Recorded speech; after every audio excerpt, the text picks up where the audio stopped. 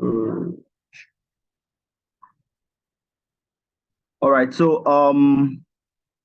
like I said earlier, my name is Oluyomi Olushola Michael. I'm a product manager at Slide. I help the company to manage teams and basically I write requirements. My day-to-day activity is just to write requirements, to research, and ensure that I'm able to take the product from where it is right now to where the company is hoping for it to be in the next few months, few years, and as long as I'm in the company. I've worked with some companies in the past, like Bytes, um, Flutterwave briefly, RNN, Wallet Africa, Pact, which was formerly Symphonia, and I've done a lot of um, freelancing. When I started, I used to write PRDs, which you would learn very soon. I used to write PRDs for product managers who are probably busy and they can't write documentation. So they tell me what the idea is, the resources they have, give me key information, and I work on their PRD. So basically that's how I survive in Nigeria. We know Nigeria is a crazy place. You have to do a lot of things at the same time. So if you're looking for a side also as a product manager, it's something you could probably look into. Reach out to product managers online and offer to help them out with PRDs or writing user stories, making research and all that. Because some might be overwhelmed with um, trying to launch a product, writing release notes, following up with engineers, joining meetings with stakeholders that they might actually not have the time to do the research. But that's just a side view. That's who I am, and that's what I do. Uh, so I want us to do, so we'll do this every day. At least to the end of my session. I call it daily stand-up. Um, because as product managers, there is daily stand-up is a term that is used when you try to get updates from your stakeholders. It could be engineers, it could be operations, it could be the sales team, it could be anything that you're working directly with, either the engineering team, even the product team, especially if you're leading a group of product managers.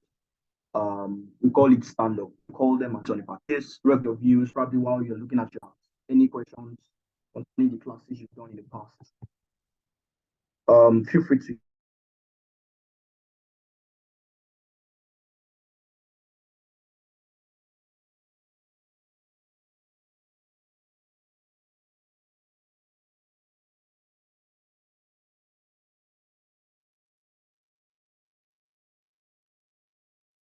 Sorry, can you guys hear me?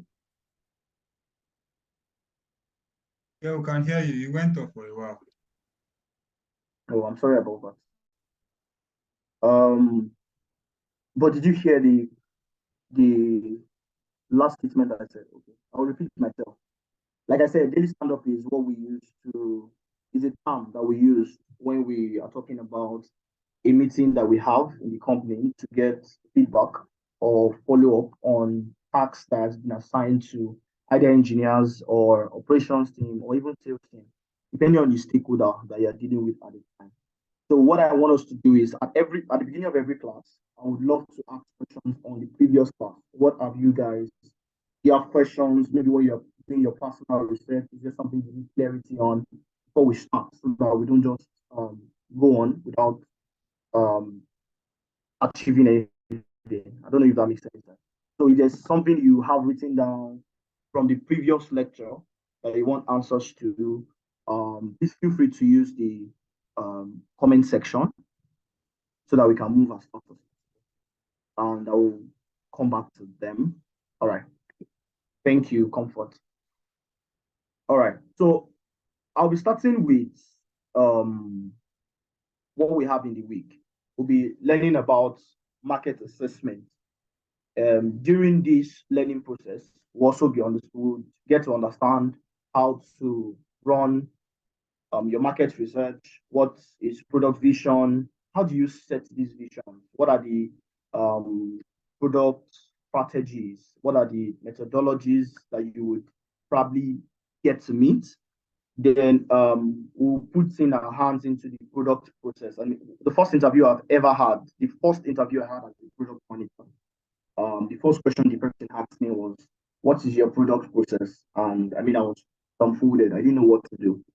So we'll be learning about what the product process is. What does it mean? What do you need to do from the start to the end as a product manager of a product? From the start to the end of the life cycle of a product, what are the processes? Then I'll be talking briefly on P&L statements,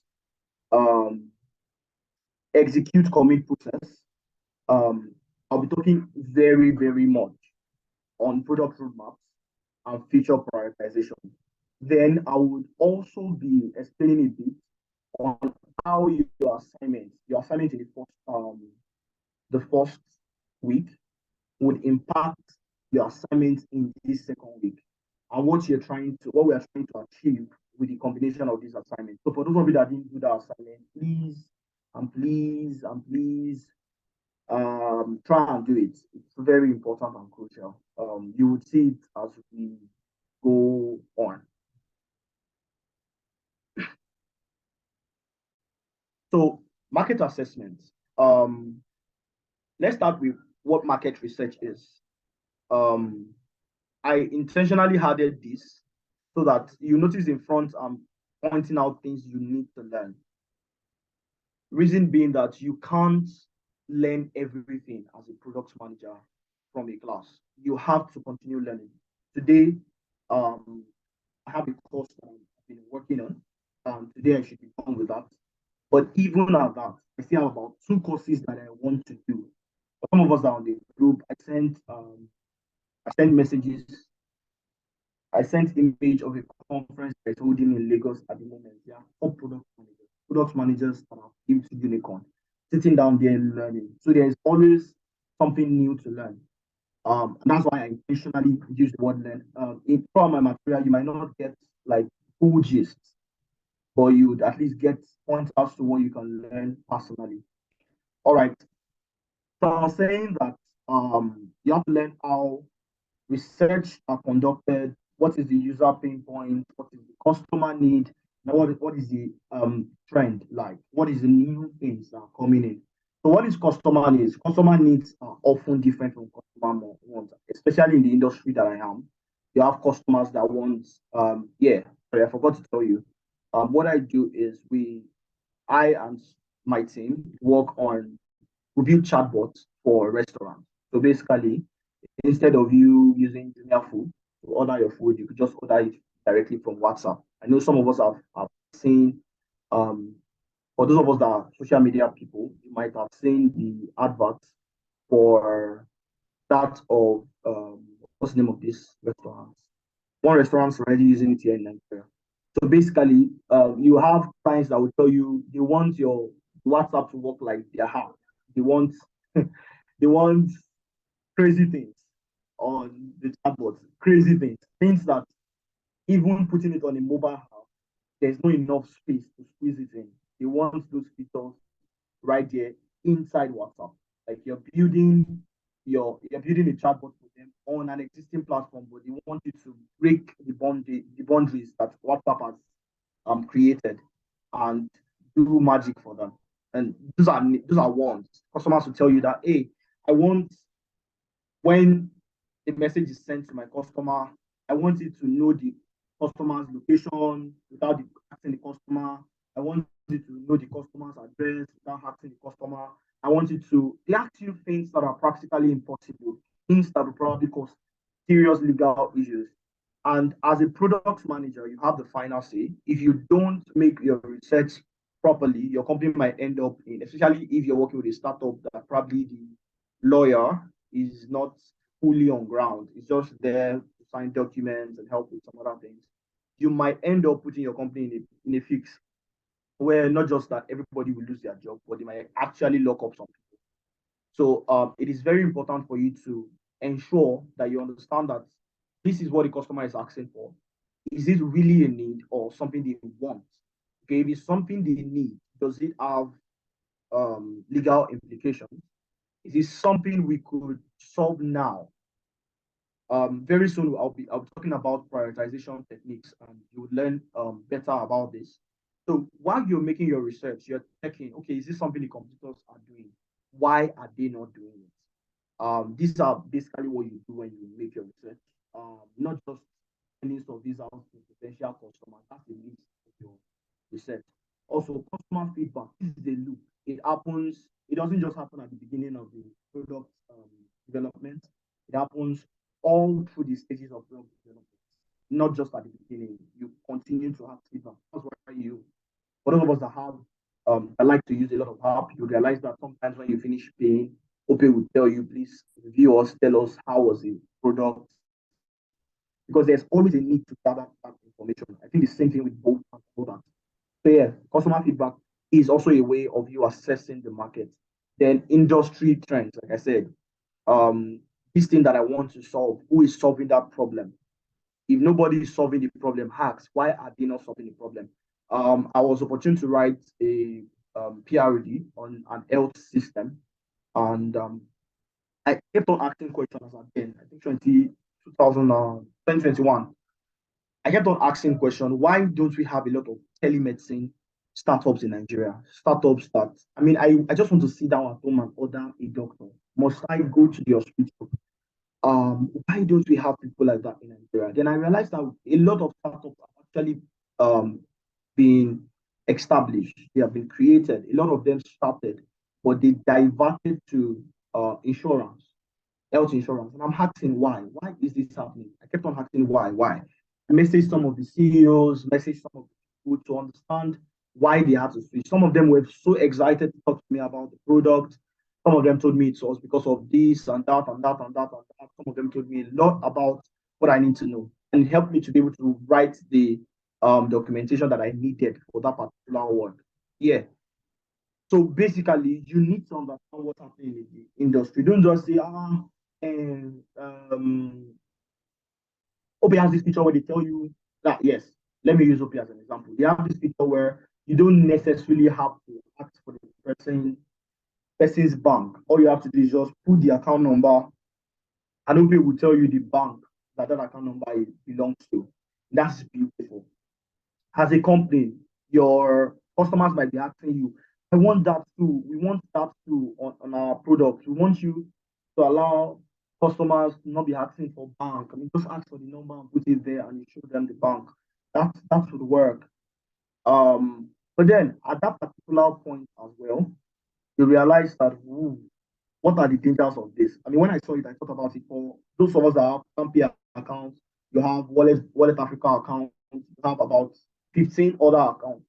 Now, all these banks that I mentioned, they are using their phone number, their account number. So automatically, if you put that phone number in OP will probably be confused. It doesn't know if it's PAMPay you want to send to or your wallet, or I mean, there's a lot of that's the problem that probably needs to be solved in the future. How do we solve that problem? I don't know if you understand what I'm trying to drive at. So basically, you have to understand why your competitors are not using that feature and why they are using it to help you to work on yours. Then what is the computer analysis?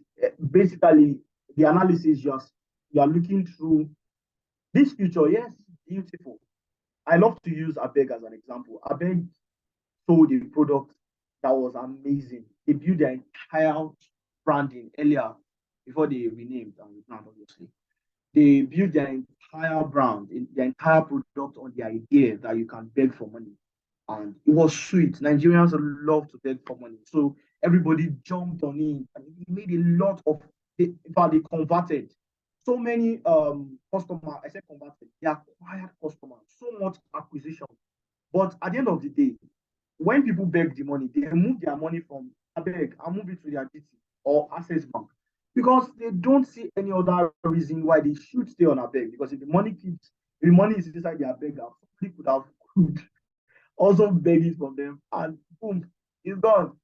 So there was a lot of problems with their approach. They wanted to be a neobank, but then the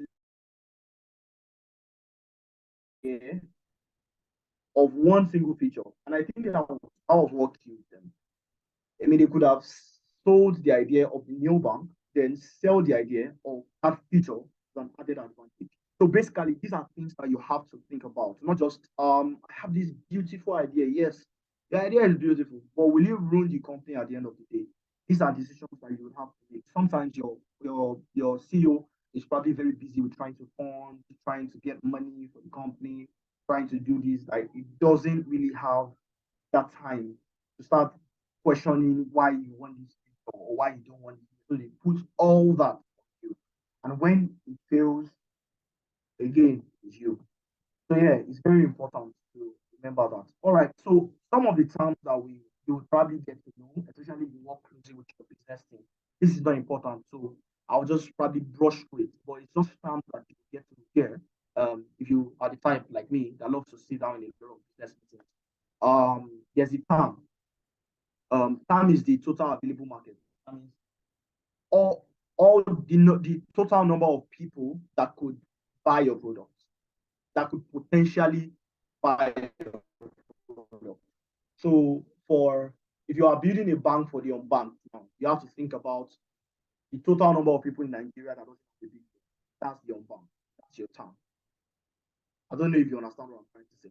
That is your term. So you have that total number of customer times the revenue you would get from that customer. So if you want to start banking people, how much would it cost? How much would the customer pay you at the end of maybe a day? If a day is your business cycle, at the end of the business cycle, how much would they pay you? When you get that amount, then remove the expenses. How much would you cost you to serve that customer at the end of that business time? Then you take that percentage and that amount and multiply it by the total number of customers. That will be your term. Do you understand? I give an example here. If there is 1 million potential customer for a new smartphone app, the app generates an average of $10 per customer. That's $10 times 1 million. That's $10 million dollars. That will be the amount of that will be the term amount that the company will be making. So like I said, I'm just going to skim through this so that you will learn it. Then there's that's the serviceable, addressable market. So I'm out of the term that you have. Which one of them can you reach at the moment? Like yes, you have 10 million customers or 10 million at the moment that you can make from the banks that you have. Then how many of those how many of those 1 million customers can you access? By can you access, then you have to start analyzing how many of them has this bank already accessed. What are they not doing right? Which ones have they not accessed? Why have they not accessed them? Okay, so that whole research will lead you to the number of customers or the number of um, customers basically that are available to be reached. Then you now multiply that number of customers by the number that you have. So you'll be able to know exactly what your sum will be at the end of the day. How much will I make if I'm able to hit this market? Then we have serviceable, obtainable market share. That's your sum.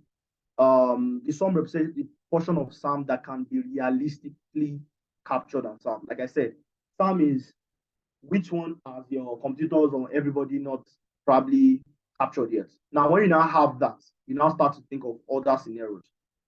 These people have not been captured yet. However, they have problems. They live in a place where there's no electricity. So there's no point for them using a phone. So how do we capture them? How do we create an account for them and help them for an account with us and help them keep money with us? I think, is it Wema Bank? I don't remember the bank that did it. I read the story about Echo Bank. think it was EcoBank. They went to their target audience were villagers. They went to villages, opened accounts for them like a job. They go every week, collect the money from them. I think some of the banks still use that idea. They go to market. Market women don't have time to go to bank. So they go to market after the end of the work day, they collect the money from them, take it to bank, save it on their behalf. Then yes, I think Access Bank has private banking as well. So basically, that's the idea. So you think about it, these are the markets. Okay. So these people, if I do this, I can be able to actually bring them into the company. I can be able to buy them in. But these people, out of these people also, there are these people that have they're already doing a job. So they won't want to put in money into bank because I mean the rates they are paying for their job is not as much how much you want to collect. So how do we convert them? So when you're thinking about this, you'll be able to actually come up with some. That is the obtainable portion of your SAM that you can actually sell to. Okay, we have TAMSA. This is market share, which again, if you are going to be close to business, you would hear this a lot. But yeah, you can always review this after. Then there's time growth rate. This can always increase as time goes on. That means your total market can always increase as time goes on. But yeah, you can always look at that later. But the part of customers market assessment that I want to really focus on today is the customer segmentation. What does this customer segmentation entails? And that's why I mentioned some. This is just few of how you could segment your customers. You segmentation basically means you being able to actually break down the number of customers you have into more specified group, into more specific group. So you can be easily able um to project features based on each segment. It's like you grouping them based on behaviors, based on their needs, based on their age, which is demography and all that. That is what customer segmentation means. Then understand what market analysis means. I've explained that. Then what is the market sizing? That is the monetary value of your market, which is always measured in terms, sum, etc., etc. Um, yes. So when you are analyzing your competitive edge, what are the things you should do? Number one, write your problem down and elaborate on it. This is the problem, and that's why I give you that assignment. Write the problem you're trying to solve. We want to build. Let's assume there's a. Let me think of a problem that exists. Um, uh, I want to think of a problem that is common to everybody. Uh, Let me just give the example, my own assignment, so that we'll use it. The problem I saw was I love to eat out, but then I don't make money. A lot of people don't like to eat out, but then they don't mind paying the extras.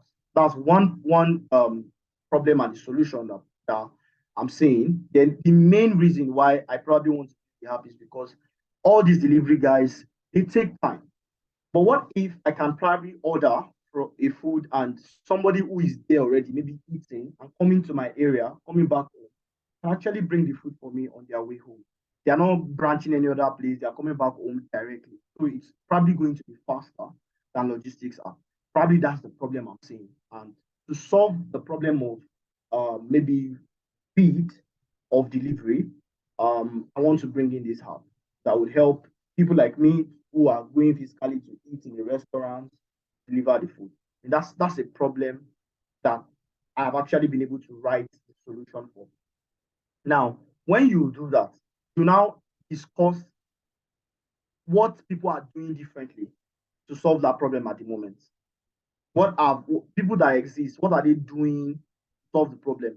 As much as possible, you notice I duplicated this multiple times. Write as many problems as you see in that particular niche that you are creating. For example, the problem that I saw now is in delivery, logistics. Okay, so in logistics, what are the problems? Write all of them down. Then when you're done, you'll be able to find, oh, these are the ones, these are the features that I feel like could grow. These are the features that I feel like I will be competing a lot in, but customers need. So I'm adding it to my app. These are the features that I feel like, I don't know if you understand what I'm trying to say. So that's basically how you do your analysis and in summary. Again, this course is probably just meant to give you an overview. So what the product management is, and how you could just give you a baseline to probably grow your knowledge. All right. Many of us have been hearing about SWOT analysis. How does it apply when it comes to product?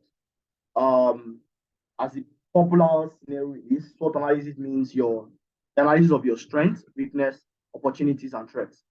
Your strength is what you are doing well. What are you doing well? You as a person, what do you think you're doing well? What sets you apart? Like, what are you doing differently? Then, what are your good qualities?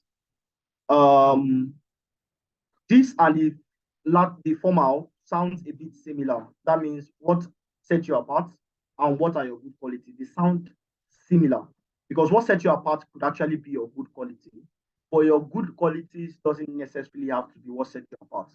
So please note the difference. Sorry. Then you have your weakness. Where do you need to improve on? Are resources adequate? That means, do you have enough resources?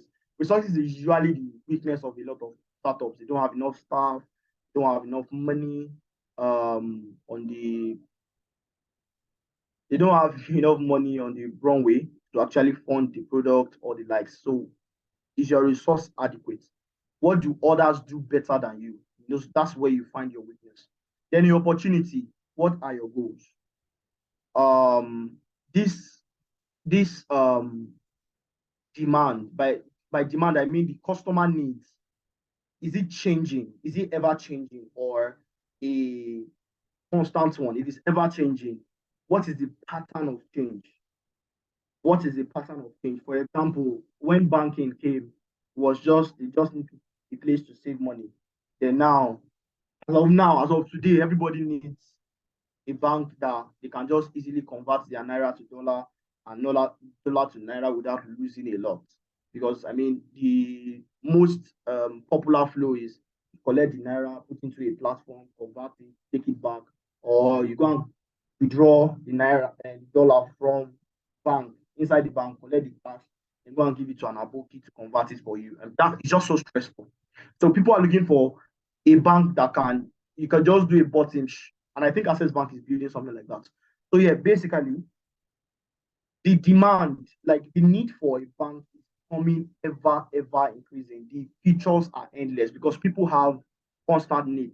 Maybe that's a niche that you are. You might also be in another niche that the demand is not shifting. Like what the customer needs is the same every year. They don't shift. So you'd have to be very innovative to think of what exactly those opportunities are. But if they are shifting, then you are lucky. How can it be improved? And that's one of the biggest questions you ask yourself, especially if it's not shifting. Then the threats you're facing. What are the blockers you're facing? Why am I not able to push this? I was giving an example the other time about the telemedicine product I wanted to build earlier rather. One of the major blockers that I got from the research I made was that there is no legal ground for telemedicine in Nigeria.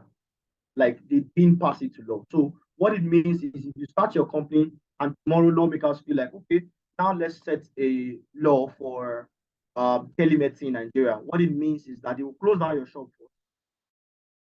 Whatever they do might affect your business crazily and etc. etc. Just like if some of us remember the surge that happened in 2020 during COVID period, when the Nigerian policymakers made a policy for delivery companies, especially those riding bike in Lagos. A lot of delivery companies they closed down shop. Why? Because the amount they're asking them to pay and every other thing was just too much. It was just too much. I'm sorry, give me a minute. Silence.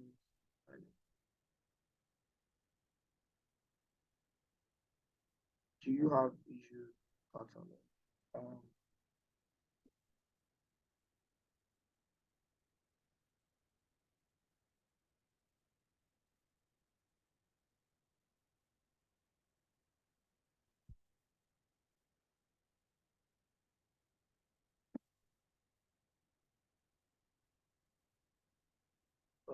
Sorry, give me a minute, please.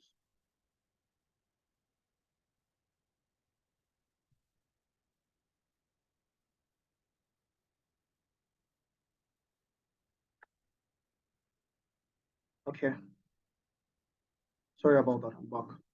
So, as I was saying, so that's basically um what threat is. I think we're on threats. So I'll be stopping here today on the market research part. Then we'll move to the next part of this tomorrow. So, what are the tools you could use for your market research? Number one, consider industry publications. Personally, I love Tech About. They do write-ups, they do research for in fintech already for you. So all you have to just go is download the resources, read through it, pick your infer your data, pick your data from them. You don't have to do the long work when you have access to those publications. If you are in the hardware space, that's even easier. You have a lot of influencers online who are talking about the new iPhone, the new. So whichever product you are building, there's an industry publication for it. So you should keep it close. The moment when I was still actively working on fintech products, I was very, very close to some publications, very close. Because all of a sudden you just wake up and realize that something has changed. I remember very well I was always having sleepless nights. You just wake up and boom, what you were using before no longer exists. For example, there was a product we're building, and as at then, it was easy to create sub. Sorry, we call it sub wallet. Then you create a bigger wallet, maybe with let's say with Flutterwave. You create a wallet with them, and Flutterwave will allow you to be able to create sub wallets for your customers. So the wallets would be like their own account number. All of a sudden, we got a policy against it, and a lot of people that were offering sub wallets for people stopped offering it. So banks or companies that need that their business model was built on sub wallets, they had to start rushing to Wema Bank, Sterling Bank. I think one other bank, Providence. Providence was doing at some point, and there was one rule then to Providence. For those of us that use Piggyverse, remember that Piggyverse had to apologize that sorry, we are giving you another bank account. Providence cannot work again. All of a sudden, so basically, that's one of the reasons why you have to keep the industry publications very close. When you wake up early morning, first thing you do is check your email. No, I mean after you're praying and all that, check your email. Is there a problem in this space, especially if you're building for Nigeria? Is there a problem in this space? No, yes, there's a problem, then move back. All right, so we have customer survey too, which is what I think is the most popular. And I added some alternatives here. You have Google Form, you could go physically. There was something I read that Netflix did in one of their early years. They invited their top customers into the office, then showed them two different designs, asked them for review. I think we did something similar to when I was on one of the companies I work with, called one of our, it was a B2B, it was a business to business, so they were big men. We just invited about 20 of them, sat down with them and asked them, what if we do it this way? What if we do it this way? So you could do a physical form or a physical interview, either way, whichever one you want it to be. Or it could be a focus group, either way. So these are examples of some of the forms you could use. Then there is forums as well. You could create community for your users and ask them out. I mean, check them on those platforms. Check them. Tell them, we have this thing coming. What do you think about it? People will talk about it, condemn it. From the condemnation, you get feedback from them. So basically, I think somebody that does that very, very, very well is Microsoft. They have this platform where they gather feedback from customers, then use it to improve their system. So either way, you could use any of this, and they are always readily available to you. So next class we'll be talking about frameworks for product strategies. I know we have Agile. All of us have been hearing about Agile. I think waterfall is also very popular. So we'll talk about all of them next class, which is tomorrow. So do we have any questions or answers? I think let's just stop here today. I'm open for your questions.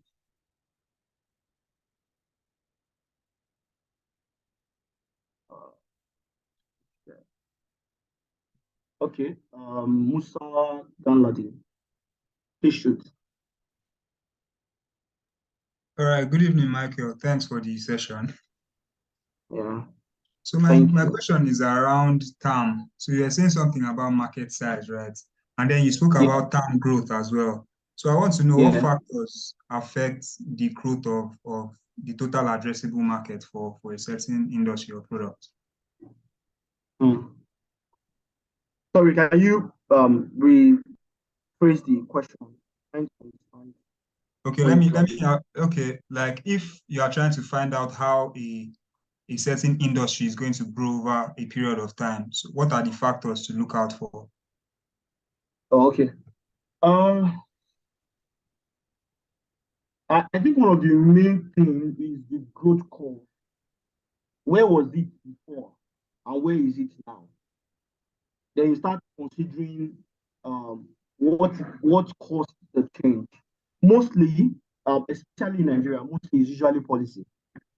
Policies affect some negatively, affect some positively. For example, the fintech space, one of the major things that affected them is policy, um, investors. I mean, there was a time fintech was not even popular. People prefer to put their money in bank and open OP. But now, so basically, you check the past. Where was the industry earlier? When did the strike happen? Then you start checking what happened, what did CBN do in this particular time, which company came to Nigeria in this particular time. That's why I said research. Basically, R&D is one of our major work. You have to do the research. I don't know if that answered the question. Okay, yeah. Danladi. Yeah, I still Yeah. have one more question though. So you spoke Okay. about tools for market research. You said Yeah. customer surveys, focus groups, and industry publications. So for customer surveys and focus groups, what's the Mhm. ideal size that someone needs to know that, okay, I'm doing the right kind of research or something like that?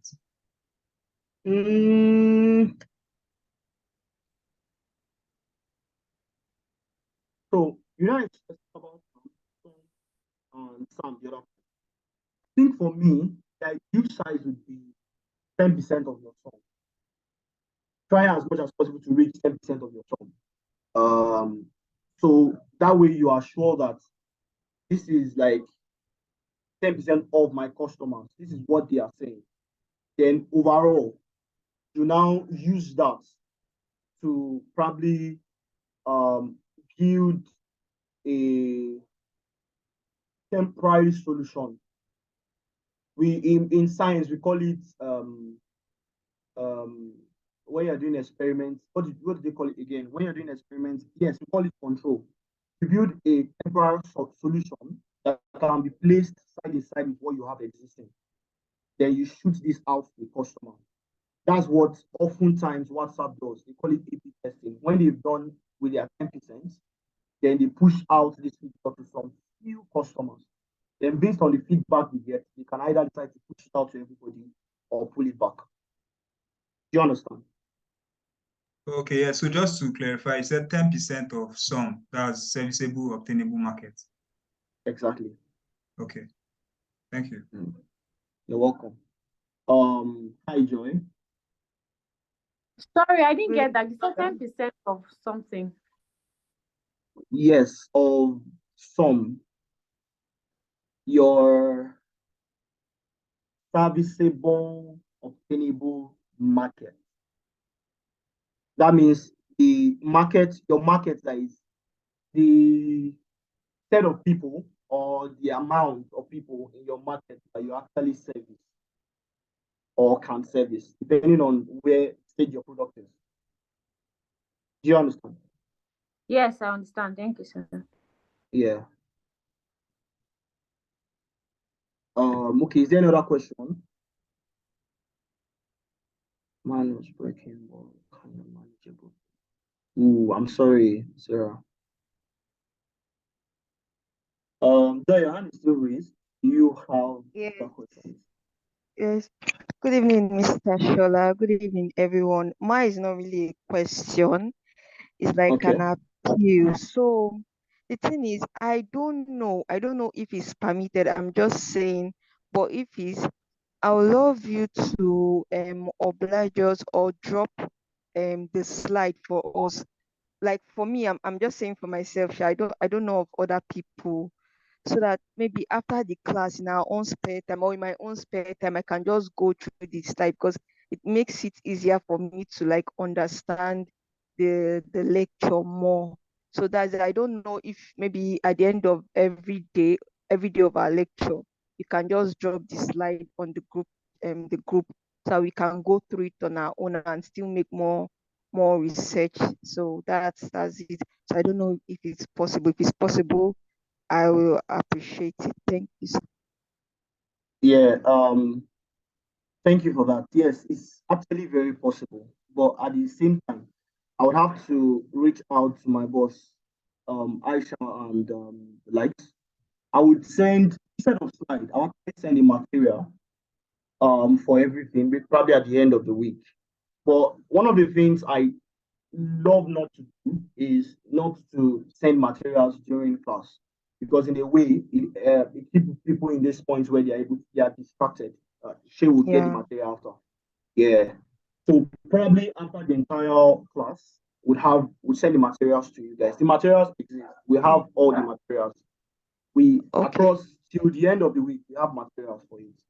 But we just Okay. don't want a situation where people come to class but they are absent-minded because they know that we are going to send material right now.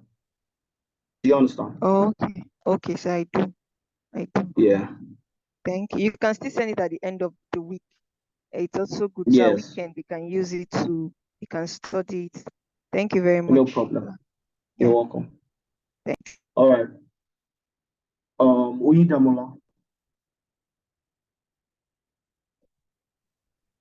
Good evening. Good evening. Yes. I want to ask a question about the framework. Waterfall, is it still valid? Then who are those sectors that use waterfall framework?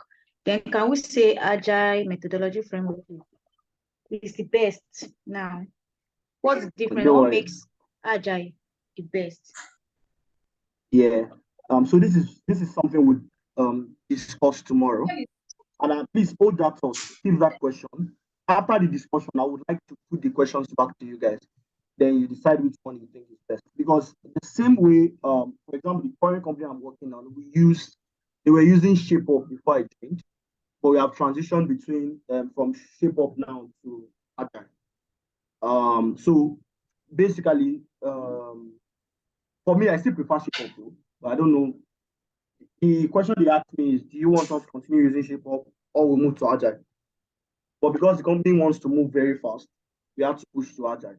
But again, when I explain everything, the few ones that I will be talking about, then I would let you guys be the judge. I'm sorry about that. I'll let you guys be the judge of which is best for you or the company that you find yourself. Does that answer your question? So what you mean now is that it depends on the sector at which one is working. Not sector. It depends on your company. What works for Sir? A might not work for B. It depends on your company and what you're building, the people, the culture. Okay. Yeah. Oh, okay. Now I But don't understand. worry, I would explain each of them properly tomorrow. That's the All next right. thing we are learning. Yeah. Okay, thanks. You're welcome. Is there any other question?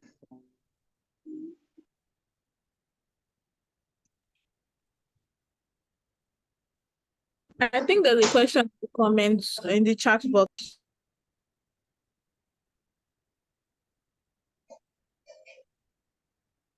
Okay.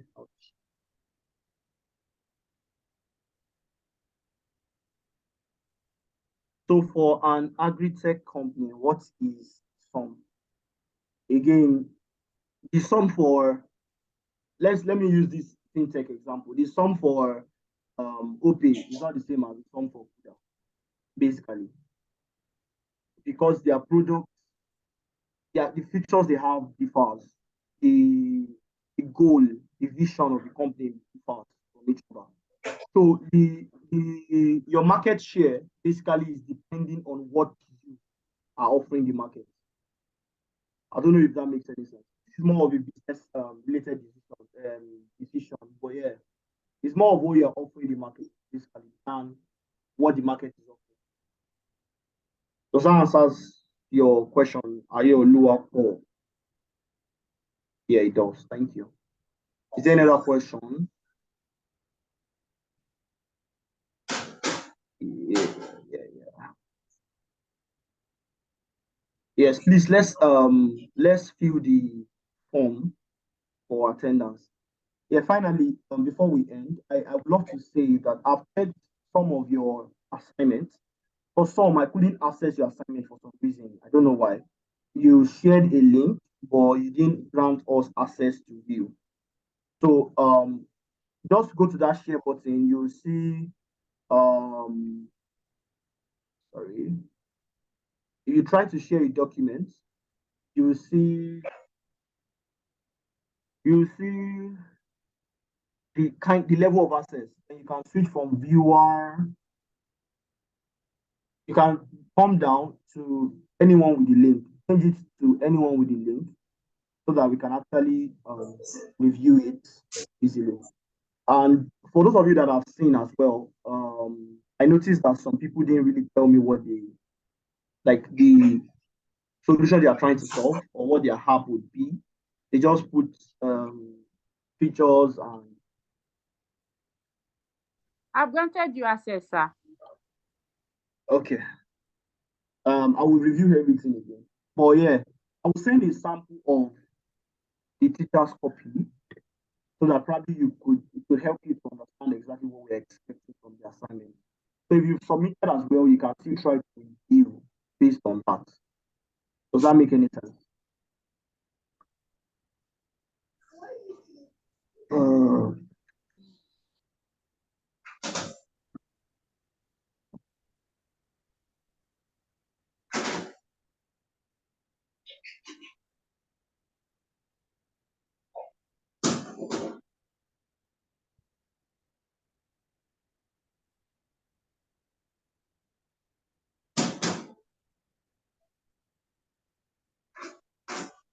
All right, thank you very much. Aisha, please over to you.